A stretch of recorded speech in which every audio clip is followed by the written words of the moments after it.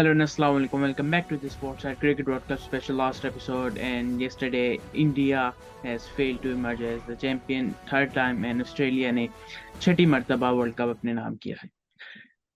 11 plus हजार लाख लोगों के सामने 11 लाख आई गेस 11 लाख लोगों के सामने इंडिया अपने होम पे फिर से हार गया। फिर से नहीं मतलब हार गया। 2003 में भी ऑस्ट्रेलिया से अपना टाइटल डिफेंड नहीं कर पाए थे, और 2023 में भी 10 साल बाद भी नाकामी हासिल हुई। इंडिया टीम की अगर बात करें तो इंडिया टीम इस वर्ल्ड कप के स्टार्ट से ही वार्म अप मैचेस तो खेल नहीं पाई थी बारिश के बदौलत, लेकिन उसके बाद से ही वो एक अपनी पीक पे थी। लेकिन जो कहते हैं कि वन बैड डे आपकी सारी आपकी मेहनत को ज़ाया कर देता है। तो आज हम बात करेंगे वर्ल्ड कप के फाइनल पे, और वर्ल्ड कप को थोड़ा सा रिकैप करेंगे, और साथ में पाकिस्तान दौरा ऑस्ट्रेलिया की टेस्ट को स्क्वाड का भी अनाउंस कर दी गई है। तो आज हमारे साथ मौजूद है मोहम्मद हसनैन। कैसे हैं हसनैन? मैं बिल्कुल ठीक। आप सुनाएं, आप कैसे हैं? अल्हम्दुलिल्लाह। चलो हसनैन, बात करते हैं वर्ल्ड कप फाइनल पे। सबसे पहले आपके व्यूज लेना चाहूँ। मेरे व्यूज तो ये हैं कि मैं काफी एक्साइटेड था। और फाइनल के बाद तो मैं काफी, यानी कि मजा आ गया था फाइनल देख के। बहुत अच्छा फाइनल था, यानी कि ऑस्ट्रेलिया की टीम एक ऐसी टीम थी जो कि एक तरीके से फाइनल में अंडरडॉग ही कंसिडर हो रही थी, क्योंकि इंडिया की team was the team which was suppose to win. और जो प्लानिंग के साथ ऑस्ट्रेलिया ने बॉलिंग करवाई है, स्पेशली ये जो स्काई के खिलाफ जो बॉलिंग हुई है, वो slow ball bouncers with the field behind, वो तो बिल्कुल एक मास्टर स्ट्रोक स्ट्रोक थी। और उसकी वजह से काफी रन्स रुक गए। और उसके अलावा केएल राहुल की ओवरऑल स्लो बैटिंग, क्योंकि पिच तो मुश्किल थी स्कोर करने के लिए। वी डोंट से कि मुश्किल नहीं थी। बाद में ये जो लाबुशेन की बैटिंग थी, उसने भी हमें ये बात दिखाई कि पिच मुश्किल थी स्कोर करने के लिए। लेकिन इट वॉज अमेजिंग जिस तरह ऑस्ट्रेलिया ने पूरी चीज को हैंडल किया। दे बाउल्ड ब्रिलियंटली। उन्होंने बहुत अच्छी बॉलिंग करवाई। शुरू में उन्हें मार पड़ी, लेकिन उन्होंने वो प्रेशर अपने ऊपर नहीं लिया। They still came out on top. और उसके अलावा जिस तरह चेस था, शुरू में 3 आउट हो गए थे, लेकिन उसके बाद जैसे लाबुशेन ने और ट्रेविस हेड ने चेस मैन्युफैक्चर की है, इट वॉज ब्रिलियंट। बहुत, यानी कि उनकी बैटिंग में बिल्कुल फ्लॉलेस लग रही थी। ट्रेविस हेड शुरू शुरू में थोड़ा सा स्ट्रगल कर रहा था, लेकिन एज द स्विंग स्विंग खत्म हो गई जैसे ही, उसके बाद वो इतना फ्री फ्लू खेला है उसने, इतनी फ्री फ्लूएंट बैटिंग उसने की है। उसने जाडेजा को भी सेटल डाउन नहीं होने दिया। उसने पेसर्स को रख के अटैक किया है। इवन उसने बुमराह को भी अटैक किया। तो कॉम्प्रिहेंसिवली आखिर में ऑस्ट्रेलिया जीता। Brilliant performance really, I mean,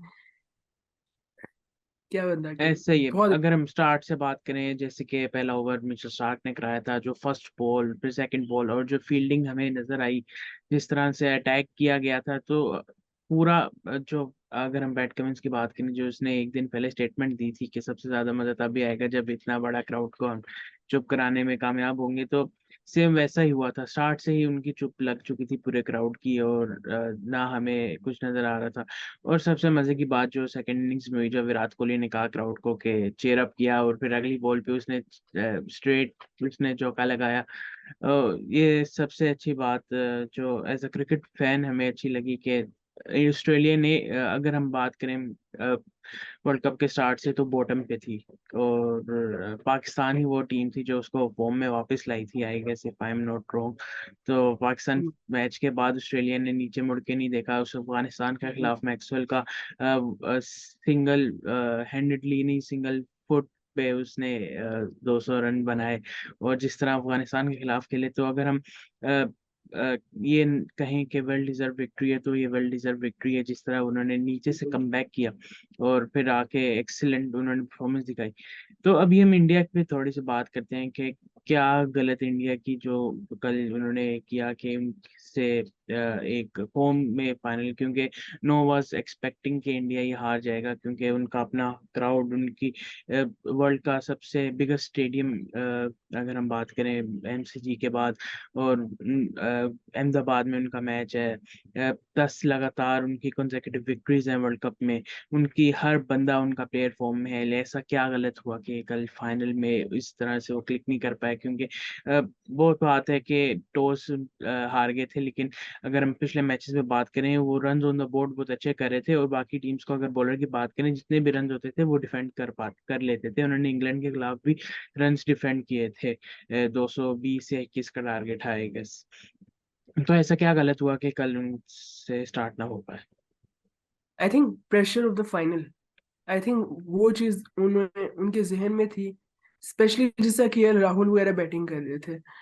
मेरा ये ख्याल है कि वो स्टार्ट जो उन्होंने लिया ना इंडिया ने, वो परफेक्ट था। वो इसी तरह स्टार्ट लेने, उन्होंने स्लो पिचेस पे इसी तरह 300 से ऊपर रन किए हैं। शुरू में वो अटैक करते हैं, बीच में वो थोड़ा स्लो खेलते हैं, और फाइनल 10 ओवर्स में वो फिर अटैक करते हैं। तो करते कराते उनका 300, 300, 350 स्कोर हो जाता है। इवन बहुत स्लो पिचेस पे भी वो पहले 10 ओवरों में 80 रन कर लेते थे, रोहित शर्मा की हीरोइक्स की वजह से। और उसके बाद विराट कोहली, अय्यर और केएल राहुल, वो लोग रन रेट को 6 से नीचे कभी भी नहीं आने देते थे। रन रेट 8 या 8.5 होता था, और फिर उसे कभी भी 6 से नीचे नहीं आने देते थे। और फिर आखिरी 10 ओवरों में दोबारा अटैक करके स्कोर जो है वो 350 तक चला जाता था, या 400, जितना भी वो करते थे। लेकिन कल क्या हुआ कि कल विराट कोहली तो सही पेस पे खेल रहा था। विराट कोहली का 50 जो था, मेरे ख्याल से 57 बॉल्स में था, या पता नहीं 58 बॉल्स में था। तो उसकी पेस तो अच्छी थी। लेकिन केएल राहुल की पेस बहुत स्लो थी। और वो जब तक उसकी इनिंग्स एंड हुई है ना, तब भी उसकी लाइक 40 रन का डिफरेंशियल केएल राहुल का था with the amount of run he scored. और इसके अलावा सबसे ये जो ग्लेयरिंग चीज थी, ठीक है पिच मुश्किल थी, वी अंडरस्टैंड दैट, लेकिन आपने सिर्फ एक बाउंड्री लगाई है, एक या मेरे ख्याल से दो बाउंड्रीज लगाई हैं टिल, यानी ये 10th ओवर से लेके 40th ओवर तक आपने सिर्फ दो बाउंड्रीज लगाई हैं। चाहे जितनी मर्जी मुश्किल पिच हो, दैट्स जस्ट अनएक्सेप्टेबल। मेरे ख्याल से ये बिल्कुल ही अनएक्सेप्टेबल है। और ऑब्वियसली वो प्रेशर ऑफ द फाइनल ही था, जिसकी वजह से वो लोग आराम से बाउंड्रीज लगा नहीं पा रहे थे। और I think what Australia does really well is कि वो फाइनल्स के अंदर स्पेशली रिलैक्स होके खेलते हैं, उनकी बॉडी लैंग्वेज हमेशा ज्यादा रिलैक्स होती है। ये जो केएल राहुल प्लेयर है, ये हमेशा फाइनल्स वगैरह में, सेमीफाइनल्स वगैरह में इतनी अच्छी परफॉर्मेंस नहीं देता, क्योंकि ये इस चीज को बहुत ज्यादा, यानी कि इस चीज का बहुत इफेक्ट लेता है कि फाइनल है, सेमीफाइनल है, बड़ी स्टेज है, इसकी परफॉर्मेंस हमेशा खराब हो जाती है। ये हमने कई दफा बात देखी है। और आई थिंक अगर अय्यर लंबी बैटिंग करता, वो अगले ओवर में ही आउट हो गया। अगर वो लंबी बैटिंग करता तो उसने अटैक करना था, और उसने फिर कॉम्प्लीमेंट करना था। लेकिन ऑब्वियसली उसके आउट होने की वजह से एक ये जो प्रोसेस बनना था, जिसमें ज्यादा स्कोर होना था, वो ना हो पाया। जो तेज एक रन्स बनने थे, वो ना हो पाए। केएल राहुल जल्दी आ गया, और फिर एक बिल्कुल ही टुक टुक वाली बैटिंग शुरू हो गई। उसके बाद फिर इन दी एंड बॉल रिवर्स स्विंग भी होने लग गई, स्लो भी काफी थी। तो हिटिंग जो थी वो बिल्कुल ही मुश्किल हो गई थी। जाडेजा, स्काई वगैरह जैसे प्लेयर्स भी कुछ ना कर पाए, हालांकि वो तो बेस्ट है हिटिंग में और एंगल्स फाइंड करने में, उनसे भी नहीं कुछ हो पाया। तो ओवरऑल एक प्लान अच्छा था ऑस्ट्रेलिया का, लेकिन India literally succumb to the pressure. और जब इंडिया की बॉलिंग की बात आई है, तो वो उन्हें यह था कि हम लोग फौरन आउट कर देंगे। उन्होंने उन्होंने यानी ये शामी से बॉलिंग करवाई, जो कि थोड़ी सी ओल्ड बॉल से बॉल कराता था, जब स्विंग थोड़ी कम हो जाती थी। दे केम हार्ड, दे केम वेरी हार्ड, और उन्हें यह था कि हम लोग फौरन आउट कर देंगे 3-4। उसमें वो कामयाब भी हो गए। उन्होंने 47 for 3 कर दिया था ऑस्ट्रेलिया को, लेकिन उन्होंने रन्स बहुत तेजी से दे दिए थे। तो I think that was the glaring issue. उसके बाद उनके बॉलर्स कोशिश करते रहे कि हम आउट करते जाएंगे, लेकिन वो आउट्स कभी हुए ही नहीं। और आई थिंक ट्रेविस हेड को हम लोग दोबारा कमेंट करेंगे। उसने जिस तरह की बैटिंग की है, इट वाज एब्सोल्युटली अमेजिंग। उसने वर्ल्ड टेस्ट चैंपियनशिप के फाइनल में भी 100 किया था रन बॉल। अगेंस्ट उसने इंडिया। 150 किया था, हाँ, अगेंस्ट इंडिया। और इंडिया की बॉलिंग बहुत अच्छी है। और मुझे तो बस ये डर है कि उसने ऑस्ट्रेलिया में पाकिस्तान के खिलाफ क्या करना है। लेकिन वो नहीं, बहुत मैं अच्छा, सबसे पहले तो ऑस्ट्रेलिया बहुत टीम अच्छा। को पैगाम में देना चाहूंगा कि आपने वर्ल्ड कप खेला है, इतना पूरा टूर्नामेंट, आप अभी रेस्ट करें, अपने प्लेयर्स को रेस्ट दें, अपने बॉलर्स को रेस्ट दें, और बी टीम हाँ पाने और रेस्ट रेस्ट देना चाहिए ना, ऐसे फिर प्लेयर्स खराब हो जाएंगे। तो एम ये अचानक हाँ पाकिस्तान जैसी टीम के खिलाफ ऐसे बड़े प्लेयर्स को लाना अच्छी बात भी नहीं है। हाँ आगे बात करते हैं कि मैं बात करना चाहते हैं यहाँ पे एक पॉइंट कि रोहित शर्मा अगर हम स्टार्ट करें, बहुत अच्छा स्टार्ट देते हैं, अटैक करते हैं, लेकिन कभी अक्सर वो इस टूर्नामेंट में मोस्टली 50 का स्कोर वो नहीं क्रॉस कर पाए। उन्होंने एक सेंचुरी की है आई गेस, अगर नहीं भी की पता नहीं, याद नहीं सही से। तो और दूसरा पाकिस्तान के खिलाफ 80 प्लस किया था। उसके अलावा तो मुझे कोई बड़ी नोक नजर नहीं आई। क्या ये भी है क्योंकि हम देखते हैं कि बाकी मैचेस में विराट कोहली जिन्होंने 700 प्लस स्कोर किया इस टूर्नामेंट में, एक रिकॉर्ड बनाया उन्होंने, सचिन तेंदुलकर के बाद, सचिन तेंदुलकर के 600 कुछ थे in one world cup edition. तो क्या ये हमें इंडिया की गलती है कि ऊपर से जो ओपनर्स आउट हो जाते थे, नीचे से कोहली और राहुल ले जाते थे एंड तक, लेकिन ना ऊपर से वो 47 आउट करके आउट हो गए और नीचे से फिर विराट कोहली भी 50 के बाद आउट हो गए। तो क्या ये एक इशू है? यार, मेरा ख्याल है कि हम लोग रोहित शर्मा को शायद नहीं ब्लेम करेंगे, उसकी जगह गिल को ब्लेम करेंगे, क्योंकि उसने भी कोई कंसिडरेबल परफॉर्मेंस नहीं शो की। ये जो रोहित शर्मा के इनिंग्स थी वो सारी इम्पैक्टफुल इनिंग्स थी। जिस तरह ब्रेंडन मैकलम 2015 वर्ल्ड कप में नहीं करता था, वो इम्पैक्टफुल इनिंग्स होती थी, वो दूसरी टीम का मोरल एकदम गिरा देती थी। आई थिंक मैं रोहित शर्मा को ब्लेम नहीं करूंगा, मेरे ख्याल से उसने वर्ल्ड कप परफेक्टली खेला है। उसने हर मैच में ये जो ओपनिंग बॉलर्स हैं, जिस तरह पाकिस्तान का शाहीन बेस्ट बॉलर है, उसने उसे अटैक किया। उसने न्यूजीलैंड का बेस्ट बॉलर बोल्ट है, उसने उसे अटैक किया। इस तरह उसने हर टीम के ये जो बेस्ट बॉलर्स थे उन्हें डिमोरलाइज कर दिया आते साथ ही।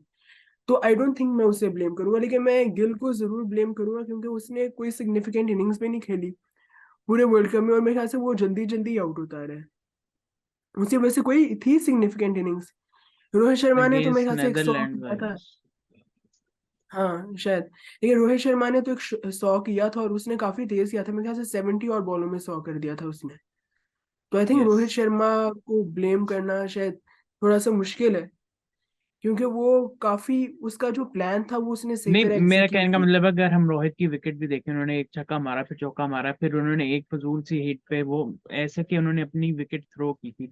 एक वो फाइनल, अब ग्रुप स्टेज का तो मैच नहीं है, एक फाइनल खेल रहे हैं और जब जरूरत भी नहीं है उस वक्त आपकी एक ओवर में आपको दो बॉलों पे आपकी दो बाउंड्रीज आ चुकी हैं, फिर उसके बाद अटैक करना और अपनी विकेट थ्रो कर देना, वो भी एक कैप्टन की जानिब से। नहीं, तो वो यहाँ बात पे ठीक तो है, फॉल्ट लेकिन है। उसका plan through out the world cup यही था ना। उसने, अगर अगर वो through out the world cup थोड़ी सी टिमिड बैटिंग अप्रोच रखता, और अब फाइनल में आके इस तरह विकेट फेंक देता अपनी, तो फिर हम बात करते कि यार उसने अपनी विकेट फाइनल में आके फेंक दी है फजूल में अटैक करके। उसने पूरे वर्ल्ड कप में एक ही उसका प्लान था कि उसने डोमिनेट करना है। और वो 40s जो होते हैं वो भी काफी सिग्निफिकेंट होते हैं, अगर अगर हर बंदा 30-30 रन करे तो 300 तो हो जाता है। इसके बाद मेरा बात ख्याल करते है हैं, कि विराट कोहली पे आना मेरा ख्याल है चाहूंगा कि मैं। ये, हाँ अच्छा, हाँ, चल कंटिन्यू। मेरा ख्याल है कि के राहुल की इनिंग्स जो थी ना वो थोड़ी सी ज्यादा ग्लेयरिंग थी। और जो वो अय्यर जल्दी आउट हुआ है, मेरे ख्याल से वो ज्यादा ग्लेयरिंग था। जी ऐसे क्योंकि ईयर की अगर हम बात करें, लास्ट टू उसने कंसेक्यूटिव 100 स्कोर की थी इस टूर्नामेंट में, हम्म। आखिरी दो मैचेस जो खेले। मैं बात करना चाह रहा था कि विराट कोहली पे चेज मास्टर, जो हम किंग कोहली की बात करें, जो इन्होंने प्रूव किया इस टूर्नामेंट में, अगर हम उनके पिछले 2 साल की बात करें, उनकी फॉर्म इस तरह नहीं थी लगी हुई, लेकिन 2021 के वर्ल्ड कप के आखिर में उनकी जो अफगानिस्तान के खिलाफ उन्होंने सेंचुरी स्कोर की थी, उसके बाद से अब तक उन जो वो फॉर्म में है, एक अगर हम हॉट फॉर्म की बात करें कि वापस हमें पीक कोहली नजर आ रहा है और उन्होंने प्लेयर ऑफ द टूर्नामेंट भी है, तो उस पे आप क्या कहना शुरू करेंगे? क्योंकि अगर हम बात करें ओवरऑल इस वर्ल्ड कप में, तो उन्होंने इंडिया को मैचेस जितवाए हैं। अगर हम ऑस्ट्रेलिया के स्टार्ट में 3-2 की बात करें, उस पे वहां से लेके केएल राहुल के साथ पार्टनरशिप करना और बाकी 50th सेंचुरी कंप्लीट की उन्होंने इस टूर्नामेंट पे, तो उस पे क्या बात करेंगे? नहीं, विराट कोहली के बारे में बंदा क्या कह सकता है। वो ही इज अ जीनियस। वो वो वाकई में he is elite class player. उसका उसका कोई मुकाबला नहीं है दुनिया में। हम लोग कहते रहते हैं कि ये नया प्लेयर है फलाना और वो विराट कोहली बनेगा, लेकिन कोई भी विराट कोहली नहीं बनता। उसने 50 100 किए हैं यानी कि ओडीआईज में, and that's an achievement in itself. मेरा नहीं ख्याल है कि क्योंकि ओडीआईज की अब वो कम हो गई है इंपॉर्टेंस, तो मेरा नहीं ख्याल कि इसका ये वाला रिकॉर्ड कोई तोड़ेगा फ्यूचर में। I don't think so. लेकिन इन इटसेल्फ उसका कॉन्फिडेंस बहुत ज्यादा है। कल उसने भी बाउंड्रीज नहीं लगाई। के राहुल ने तो नहीं लगाई, लेकिन उसने भी नहीं लगाई। लेकिन उसके बावजूद उसका स्ट्राइक रेट इतना अच्छा था क्योंकि वो सिंगल्स बहुत अच्छी ले रहा था। तो that in itself shows his quality, कि वो किस मयार का प्लेयर है। और उसका बंदा, उससे उसके लिए तो आप दुआ ही कर सकते हो कि आउट हो जाए अगर वो आपके खिलाफ खेल रहा है, वरना you just enjoy what he is doing. He is brilliant. और उसकी उसका कमांड जो होता है ऑन ग्राउंड, जो उसका ऑरा होता है, उसकी प्रेजेंस होती है, दूसरी टीम सिर्फ दूसरे प्लेयर्स के बारे में सोच ही नहीं रही होती, ये सोच रही होती है कि हमने विराट कोहली को किसी तरीके से आउट करना है। और उसके दरम्यान में बाकी प्लेयर्स भी थोड़ा बहुत स्कोर कर लेते हैं, लेकिन Virat Kohli is just a genius. उसने 700 रन किए, एंड आई वाज सरप्राइज कि उसने पिछले वर्ल्ड कप्स में इतने रन क्यों नहीं किए। लेकिन obviously now he got a chance and he cached in it completely. उसने कैपिटलाइज किया। बाबर मेरे ख्याल से पिछले 2019 वर्ल्ड कप में 400 450 रन किए थे, वो बहुत बड़ी बात थी। लेकिन उतने ही मैचेस में विराट कोहली ने उससे 300 ज्यादा रन कर लिए, तो दैट इज जस्ट ब्रिलियंट। बहुत अच्छी बैटिंग की, फिनोमिनल।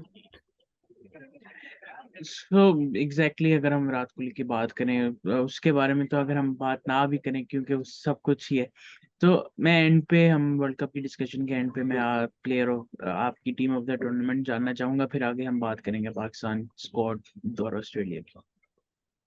अच्छा, आई थिंक मेरी टीम ऑफ द टूर्नामेंट अभी मैंने ऐसे वैसे सोची नहीं थी कि मैं क्या बनाऊंगा, लेकिन ऑब्वियसली क्विंटन डिकॉक उसमें होगा। एंड उसके साथ you can have David David Warner to open with Quinton de Kock. उसके बाद फिर नंबर 3 पे Virat Kohli. There is no question about Virat Kohli. Number 4 पे मुझे मार्करम भी अच्छा था। आई थिंक मार्करम की परफॉर्मेंसेस वर्ल्ड कप में बहुत अच्छी थी, लेकिन उसकी थोड़ी बहुत ड्विंडल हो गई थी in the end of the अच्छा, मैं कप। यहाँ पे लेकिन आई थिंक आईसीसी की टीम ऑफ द टूर्नामेंट बता देता हूँ, फिर आप उसे एग्री करते हो या आपने कोई एडिशन और अगर करना हो तो आप बता देना। Rohit Sharma, Quinton de Kock, Daryl Mitchell, Virat Kohli, KL Rahul, Jasprit Bumrah, Mohammed Shami, Glenn Maxwell और Marco Jansen, Adam Zampa, Jadeja और आई गेस श्रीलंका का प्लेयर है एक, मधुशंका आई हाँ, फॉरगॉटन। मधुशांका। मधुशंका, हाँ। नहीं, इट्स अ परफेक्ट टीम, बहुत अच्छी टीम है। और मधुशंका ने भी बहुत इम्प्रेस किया। वो तो यंगस्टर था, उसने काफी विकेट्स लिए हैं। उसके अलावा जैम्पा पिक्स हिमसेल्फ, जिस तरह की उसने पाकिस्तान और श्रीलंका के खिलाफ बॉलिंग करवाई थी। और मैक्सवेल ने 200 जो किया था, वो अकेला ही उसे उस टीम में ले आता है। उसके अलावा बाकी डेरिल मिचेल ने 2 दफा इंडिया के खिलाफ 100 किया, इतनी उनकी पोटेंट बॉलिंग लाइनअप थी। तो आई थिंक ये परफेक्ट टीम है। विराट कोहली भी है इसमें इसमें रोहित शर्मा भी है। वैसे मैंने वार्नर चूज किया था, लेकिन Rohit Sharma is an equally good option. I agree और कि बेस्ट 11 थी। और इस पे मैं एक जो बात करूंगा कि इन्होंने एक बैट्समैन को मिक्स कर दिया जो कि टॉप रन स्कोरर्स में भी आ रहा था। हारिस रऊफ की है, हारिस रऊफ की बात कर रहा हूँ मैं, जिन्होंने एक बहुत अच्छे रन्स दिए और फिर आज खबर आई कि उन्होंने ऑस्ट्रेलिया टूर से भी मना कर दिया, जो कि बकौल वहाब रियाज के फिजियो से भी पता किया गया कि इनको इंजरी होगी कि नहीं होगी। उन्होंने कहा नहीं होगी। उन्होंने कहा कि मैं बिग बैश लीग जाके खेल लूंगा लेकिन मैं ऑस्ट्रेलिया सीरीज नहीं खेलूंगा। तो इस पे क्या राय देंगे? और इसी के साथ मैं पहले स्क्वाड अनाउंस कर दूं कि जो हमारी टीम है, Shan Masood the best captain, of test team, साथ में इमामुल हक, अब्दुल्ला शफीक, बाबर आजम, सऊद शकील, सरफराज अहमद, मोहम्मद रिजवान, सलमान अली आगा, फ़हीम अशरफ, आमिर जमाल, शहीन शाह अफरीदी, खुरम शहजाद, जिनको टीम में इनकी फर्स्ट कॉल अप है, मीर हमजा हैं, इनको वापस बुलाया गया है, हसन अली हैं जिनको पिछली सीरीज में भी थे, साइम अयूब को फर्स्ट टाइम बुलाया गया है, अबरार अहमद है usual our front line spinner, और उसके साथ मोहम्मद वसीम जूनियर को वापस बुलाया गया है, और उसके साथ नुमान अली को हमने रिटेन किया है श्रीलंका सीरीज से ऑस्ट्रेलिया सीरीज में। इस पे सबसे पहले हारिस रऊफ पे आपका कमेंट लूंगा, और फिर उसके बाद नुमान अली पे लूंगा कि क्या हमारे पास स्पिनर्स खत्म हो गए हैं जो नुमान अली नहीं है। कहाँ गए मेहरान मुमताज, कहाँ गया मुबशर खान, कहाँ गया अरफात मिन्हास, कहाँ गए हमारे बाकी स्पिनर्स के हमें नुमान अली को रखना बड़ा, कहाँ गया कासिम अकरम। आई थिंक जहां तक हारिस रऊफ की बात है, तो आई थिंक उसने जैसा कि बॉलिंग ऑस्ट्रेलिया में करवाई है, ऑस्ट्रेलिया कह रहा हूँ, इंडिया में करवाई है। आई थिंक मुझे मुझे ये लगता है कि उसे ऑस्ट्रेलिया में वैसे मार काफी पड़नी थी। ठीक है, उसकी उसकी काफी अच्छी पेस है और वो बिग बैश में अच्छा करता है, लेकिन आई थिंक ही वो कंसिस्टेंट नहीं है, वो बिल्कुल भी कंसिस्टेंट नहीं है। और उसने कहा है कि he doesn't want to play test cricket. उसने ये कहा होगा ना कि आई डोंट वांट नहीं, टू प्ले उसने कहा है कि टेस्ट। वर्कलोड नहीं, ये सीरीज नहीं खेलना चाहेगा। अच्छा, वर्कलोड की वजह से। ठीक है, उसका अपना डिसीजन है, लेकिन अगर वो कहता है कि he doesn't want to play, तो Pakistan needs to make sure कि वो अगले टेस्ट मैचेस जब भी पाकिस्तान उसे कॉल अप करना चाहता है तभी खेले, जब उसने एक पूरा फर्स्ट क्लास का सीजन खेला हो। क्योंकि आई think it's a blessing in disguise के वो नहीं जा रहा और उसकी जगह आमिर जमाल जा रहा है, जो कि पूरा फर्स्ट क्लास का सीजन खेल के आ रहा है। ये मेरा ख्याल है, I don't know how you think, लेकिन I think it's a blessing in disguise, क्योंकि अगर वो चला जाता तो उसने, यार उसका मेरा ख्याल है सिर्फ उसे भी उसी तरह मार पड़नी थी जिससे मोहम्मद मूसा को पड़ी थी। अगर आपको याद हो, मोहम्मद मूसा ने ऑस्ट्रेलिया में डेब्यू किया था और वो एक हॉरेंडस डेब्यू था। उसकी पेस बहुत अच्छी है, लेकिन हारिस रऊफ की भी पेस अच्छी है। तो पॉइंट ये है कि आई think it's a blessing in disguise. I think Aamir Jamal जो है वो एक बेहतर ऑप्शन है, क्योंकि वो फर्स्ट क्लास खेलता रहता है। और उसको ठीक है, वो भी रन्स खाएगा, लेकिन वो विकेट टेकिंग बॉल्स वो करवा देता है, विच इज वेरी इंपॉर्टेंट। और दूसरी बात नोमान अली की, आई थिंक नोमान अली जो है वो एक अजीब सा केस है, क्योंकि वो पाकिस्तान के लिए टेस्ट मैचेस में जो उसे कभी फ्लैट पे, उसे हमेशा फ्लैट पिचेस ही मिलती हैं जिन पे वो बॉलिंग करवाता है, और उस वजह से उसे विकेट्स नहीं मिलती। ठीक है, ये बात अंडरस्टैंडेबल है, लेकिन पॉइंट ये है कि वो, अब आपने बात की मेहरान मुमताज की और आपने बात की मुबशिर खान की, कासिम अकरम की, लेकिन मेरा ख्याल है इनसे ज्यादा बेहतर ऑप्शन जो थी वो जफर गोहर हो सकती थी, जो कि काउंटी क्रिकेट भी खेलता है। आई डोंट नो, ये मेरी ओपिनियन है। क्योंकि ये जो मुबशिर है और ये जो कासिम अकरम है स्पेशली, ये दोनों तो ऑलराउंडर्स है ना, तो ये तो प्रॉपर बॉलर्स हैं भी नहीं। लेकिन मुबशिर की मैं कमेंट करना चाहूंगा, वो फर्स्ट क्लास में बहुत अच्छी बॉलिंग करवाता है। और मेहरान मुमताज की जहां तक बात है, वो मेरे ख्याल से वो एक बहुत अच्छी ऑप्शन है, क्योंकि वो एक्चुअली बॉल को स्पिन करता है और he gives it a good grip. लेकिन आई थिंक कि वो उसे अभी वो आहिस्ता आहिस्ता ही डेवलप करेंगे, मेरे ख्याल से पहले उसे A2 पे भेजेंगे, फिर ही शायद उसे लेके जाएंगे अगर कभी सिलेक्ट करना होगा। क्योंकि ये भी तो आप बात देखें ना, कि अगर मेहरान मुमताज को हम ऑस्ट्रेलिया में सिलेक्ट कर लेते हैं और ही डजंट परफॉर्म वेल, तो फिर वो पूरी जिंदगी के लिए पाकिस्तान की टीम से बाहर रहेगा। और ये हमने पहले देखा है, ये ऐसा होता रहता है। तो आई थिंक नोमान अली जो है ना, वो एक सेफ ऑप्शन है, क्योंकि वो पाकिस्तान की टीम में खेलता आ रहा है। वो ठीक है, वो इतना अच्छा स्पिनर नहीं है, लेकिन वो डे 4 एंड डे 5 के उसका रिकॉर्ड कंसिडरेबली बेहतर है। और मेरा ख्याल है वो टीम में खेलेगा भी नहीं, मेरा ख्याल है अबरार ही खेलेगा,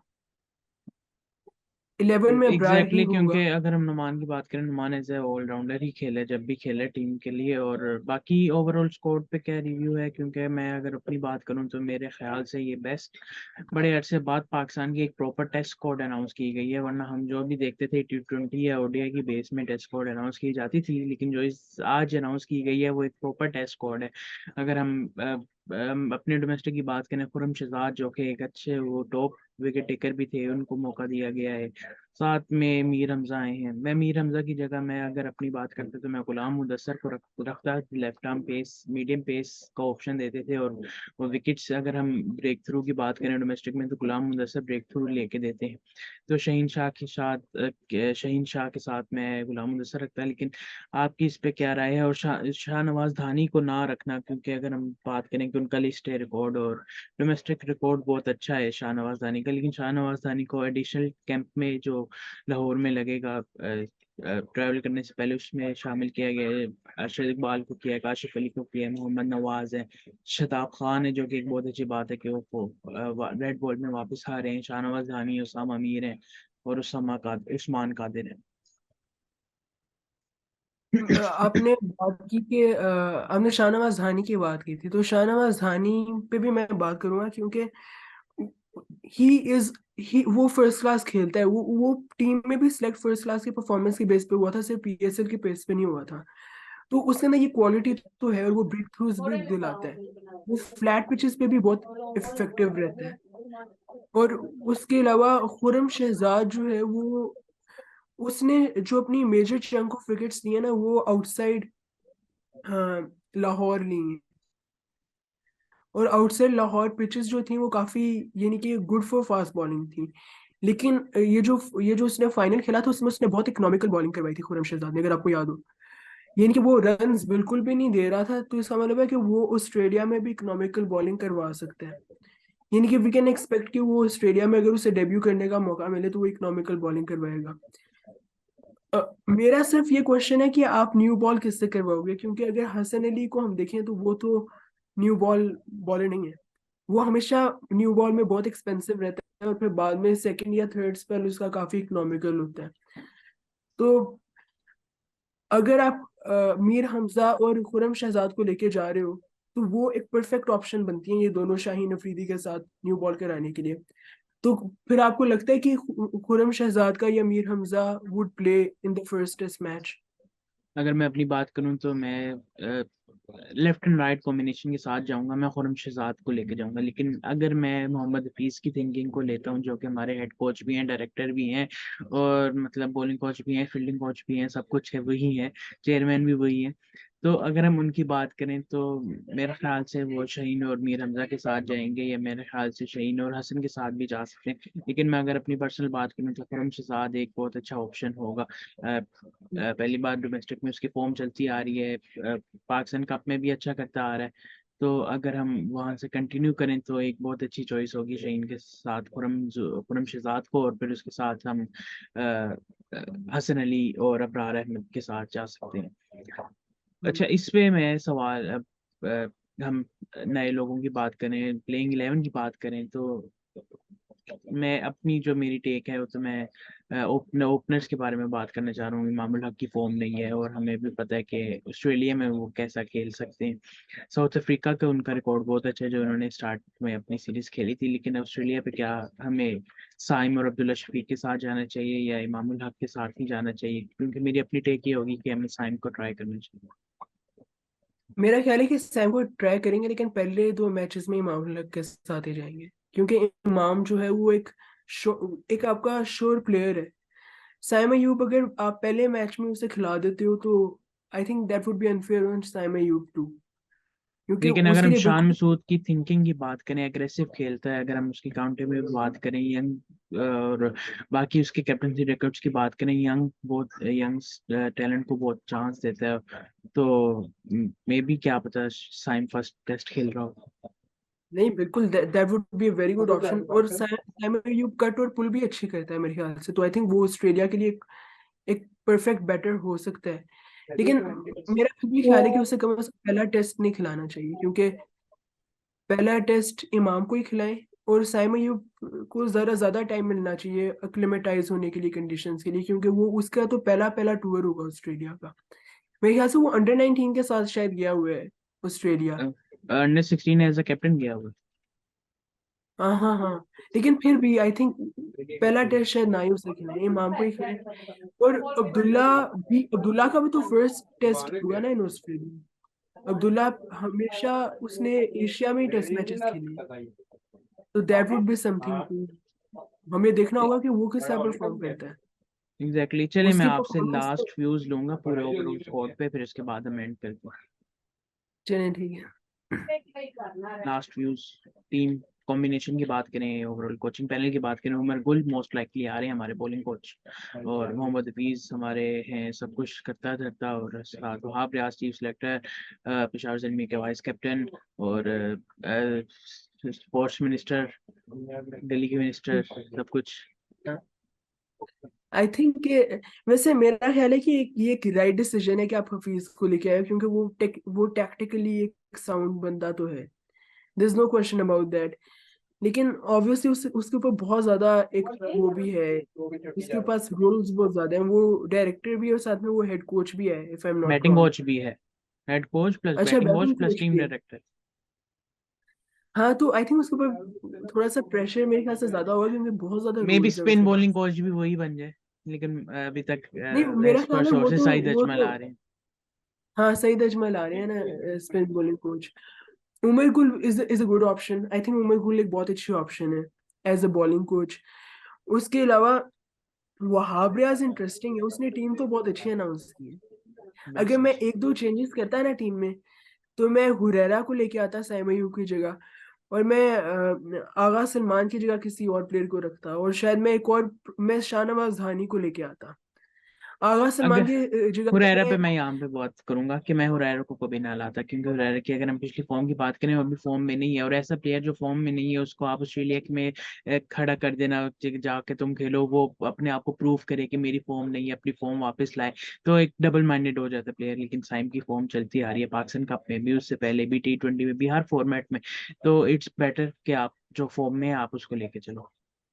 नहीं, आपकी बात सही है, लेकिन Huraira was in the squad before Saim Ayub, और उसे कोई मैच नहीं मिला। अगर उसकी फॉर्म नहीं अच्छी तो you do not need to play him in Australia, लेकिन आई थिंक वो टीम में था। उससे उसे बेशक पाकिस्तान में डेब्यू करवा लेते, लेकिन मेरा ख्याल है कि उसे टीम में रखना चाहिए था। I mean he is a may good be in enough player future. Too. हाँ, और उसके अलावा शाहनवाज धानी पे तो हमने बात की है। मेरा ख्याल था कि वो एक अच्छी सिलेक्शन हो सकती थी। असल में इशू पता है क्या इशू, ये है कि हमारे ये जो पेसर्स है ना, वो काफी वो मिलिट्री मीडियम पेसर्स हैं। हम लोग मैक्सिमम या अबरार या आमिर जमाल को खिला सकते हैं, या हम वसीम को खिला सकते हैं। इसका मतलब है कि हम लोग सिर्फ एक ही प्लेयर को खिलाएंगे जो कि 140 प्लस बॉलिंग करवाएगा। मेरा ख्याल है शायद ये थोड़ा बहुत इशू हो बॉलिंग के साथ। आखिर में पढ़ना 500 600 ही है, तो क्या बंदा कह सकता है। लेकिन 500-600 की बात है, मेरी प्रिडिक्शन हम 2-1 हार के आएंगे, एक मैच हम जीत रहे हैं। जो भी कह लें, मेरी बाइस कह लें शान मसूद की तरफ, लेकिन जो भी कह लें हम 2-1 जीत के आएंगे इंशाल्लाह। आपको आपको वैसे टैक्टिकली हाँ, क्या लगता है कि शान मसूद जो है वो अच्छा कैप्टन होगा, या आपकी क्या राय है इसके पे? अगर मैं अपनी बात करूं तो जो मैंने उसकी PSL में भी कैप्टनसी देखी है, अगर हम अभी बात करेंगे, सरफराज कैप्टन तो था, लेकिन सरफराज बाउंड्री बोलता था और शान मसूद लीड कर रहा होता था टीम को। एग्रेसिव चेंजेस करता है, अटैक पे जाता है, उसे फील्ड से खेलना आता है, उसे प्लेयर्स का पता है उसने कैसे करना है। अगर हम उसकी काउंटिंग में भी बात करें, वो अपने आप को ऊपर नीचे करता था टीम के लिए, मतलब उसे पता है कि किस नंबर पे कौन सा प्लेयर जाएगा। तो आई एम होपफुल कि अच्छे रिजल्ट्स आए, क्योंकि अगर हम पहले, क्योंकि शान मसूद पहली बार तो नहीं है पाकिस्तान में कि जिस जो मेन 11 में ना हो, बेशक लास्ट सीरीज में है था, लेकिन ये दूसरी बार है कि जो मेन 11 में प्लेयर नहीं है उसको कैप्टन बना दिया गया है। इससे पहले हमने 2010 में देखा था सलमान बट जब मैच स्पॉट फिक्सिंग में पकड़े गए थे, उसके बाद मिसबाह हक जो टीम में भी नहीं थे वो एज ए कैप्टन वापस आए थे एट द एज ऑफ 35, और उसके बाद शान मसूद वापस आए as a captain at the age of 34। तो सारे अगर हम बात करें, तारे मिलाप सारे सब कुछ सेम है, तो इंशाल्लाह अच्छा होगा पाकिस्तान टीम के लिए। बस मैं ये होपफुली। चाहूंगा कि मोहम्मद हफीज कम डिक्टेट करें और शान मसूद अपने ज्यादा लीड करें, तो ये ज्यादा बेहतर होगा टीम के लिए। नहीं, बिल्कुल बिल्कुल, ये तो बहुत इंपॉर्टेंट चीज है। शान मसूद के पास ही फाइनल पावर होनी चाहिए कि टीम में कौन खेलेगा कौन नहीं खेलेगा। और उसके अलावा आई थिंक कि इट्स एक सेटअप नहीं है, एक एक्सपेरिमेंट टाइप की सिचुएशन है, क्योंकि Hafeez is here for the first time. उसका कोई एक्सपीरियंस भी नहीं है, मेरे ख्याल से PSL की भी किसी टीम के साथ उसका एक्सपीरियंस नहीं है इन कोचिंग। यही बात मैं करना चाह रहा था कि 2019 में हम इस बार को हमने वर्ल्ड कप के बाद हमने इस साल से तो अच्छी परफॉर्मेंस थी। उस वक्त की बात करें, हमारा एक वेस्ट इंडीज से खराब था और एक श्रीलंका वाइट वॉश हुआ था। लेकिन अगर हम बात करें तब हम इस वर्ल्ड कप को लेके आए, चीफ सेलेक्टर लेके आए और एज अ हेड कोच लेके आए जो कि इनएक्सपीरियंस थे। उन्होंने लेवल 2 का कोचिंग कोर्स किया हुआ था फिर भी, लेकिन हफीज ने तो वो भी नहीं किया हुआ बिल्कुल भी। और तब मोहम्मद हफीज ही थे जिन्होंने आगे टीवी पे बोला था कि अगर मैं मिसबा की जगह होता तो मैं ऐसे डबल रोड बिल्कुल भी ना लेता, कभी भी ना लेता। लेकिन अगर हम इस साल की बात करें, हफीज आए हैं और वो डबल रोल के साथ नहीं, ट्रिपल रोल के साथ आए हैं। डायरेक्टर आए हैं, हेड कोच आए हैं, बैटिंग कोच आए हैं। तो अगर हम बात करें, हमने हमारी जो सिस्टम की गलती, हम फिर 5 साल पीछे चले गए हैं। हमने 5 साल पहले इनएक्सपीरियंस कैप्टन लेके आए, हम इनएक्सपीरियंस चीफ सेलेक्टर लेके आए, इनएक्सपीरियंस हेड कोच लेके आए। और वही 5 साल के बाद हम वहाब रियाज जिन्होंने कभी चीफ सेलेक्टर नहीं बने वो आ गए, मोहम्मद हफीज आ गए। वहां पर से कोई गिला नहीं जो आज उन्होंने टीम अनाउंस किया, उसके बाद तो हम सब खुश हैं। लेकिन उसके बाद इन एक्सपीरियंस कैप्टन, आपका 6 महीने के बाद T20 वर्ल्ड कप है और आपने in experience captain Shaheen Afridi को बना दिया है, जो जिसके पास लाहौर कलंदर में जिसके पास एक प्रॉपर स्पिन अटैक था, प्रॉपर बॉलिंग अटैक था। जो कि अगर हम अगले साल की बात करें, हमें वो वही सेम बॉलिंग अटैक दिखता नजर नहीं आ रहा, क्योंकि जमान खान भी इमर्जिंग ये कैटेगरी तो से हट राशिद चुके खान है हैं। ना। राशिद खान भी एज पर न्यूज के राशिद खान इस PSL में नहीं आ रहे। अच्छा। तो शाहीन, हाँ, तो शाहीन शाह अफरीदी के पास ये अटैक तो होगा नहीं। तो कैप्टेंसी फ्लॉज, हम मैनेजमेंट फ्लॉज, सब कुछ धर्म भरम कर देना, ये PCB की आदत है। हम फिर 5 साल पहले ही चले गए हैं। अगर हम उसी को लेके चलते, या अगर हमने जो वाइस कैप्टन अनाउंस किए थे वो कैप्टन बन जाते, तो शायद बहुत कुछ बेहतर हो सकता था, कि हम अगर हम सेम सिस्टम चलते देते। हम्म। सो चलिए। इस पे ही आज का शो खत्म इंटरेस्टिंग। करेंगे। ये हमारे व्यूज थे पाकिस्तान स्पॉट पे, वर्ल्ड कप फाइनल पे और पूरे वर्ल्ड कप पे। ऑस्ट्रेलिया को फिर से मुबारकबाद और पाकिस्तान टीम को बेस्ट ऑफ लक। शान सूझ जाए और अपनी करे, मेन बात है। बाकी फॉलो करें, लाइक करें, सब्सक्राइब के बटन को प्रेस करें और शेयर करें। हमारी वेबसाइट विजिट करें www.thesportsite.com और हम दोनों को ट्विटर पर फॉलो करें। और फिर मुलाकात होगी इंशाल्लाह। अल्लाह हाफिज़।